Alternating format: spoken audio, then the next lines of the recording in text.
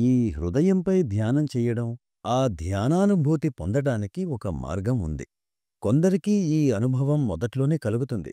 మరికొందరికి 2 వారాలు, 3 వారాల సమయం పడుతుంది. కానీ మన పని మనం చేస్తూ ఉండాలి. ये फिलॉसफी के पीछे का रहस्य क्या है? ఈ హృదయం పైన ధ్యానం చేసే తత్వం వెనుక ఉన్న రహస్యం చెబుతాను.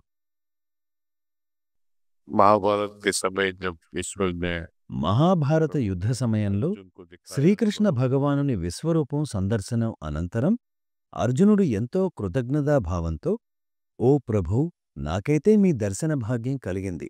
రాబోయే తరాలవారు మిమ్మల్ని ఎలా తెలుసుకోగలరు? మీ దర్శన భాగ్యం వారికి ఎలా లభిస్తుంది? అని శ్రీకృష్ణుని అడిగినప్పుడు దానికి భగవానుడు ఒకే వాక్యంలో ఇచ్చిన సంపూర్ణ సమాధానం హృదయమే పశ్యసి, అంటే నన్ను మీ హృదయంలో కనుగొనండి. శ్రీకృష్ణుడు మనకు ఈ మార్గం చూపారు. ఇక అంతా మనపై ఆధారపడి ఉంది. जितना जितना अपने एक दूसरा एग्जाम्पल देता हूँ। हम ग्लासेस पहनते हैं, रीडिंग ग्लासेस पे ऑयल पड़ गया, बाद में थोड़ी धूल पड़ गई, ఎవరికి ఎంతగా వీలైతే అంత. ఇంకొక ఉదాహరణిస్తాను.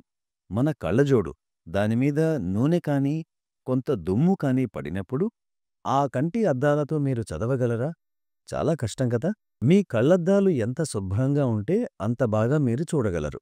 అలాగే మన హృదయంలో పేరుకున్న దుమ్ము ధూళి తొలగిపోవడానికి సమయం పడుతుంది. जैसे जैसे धीरे धीरे दिखने लगता है। కొంచెం కొంచెంగా ఈ మురికి తొలగిపోయే కొలది మనకు అంత ఎక్కువగా మన హృదయంలో అనుభూతి కలుగుతుంది. మన హృదయం ఎంతగా స్వచ్ఛంగా మారి పవిత్రత పెరుగుతుందో మనకు అంతగా అటువంటి అనుభవాలే కలుగుతాయి. ధన్యవాదాలు.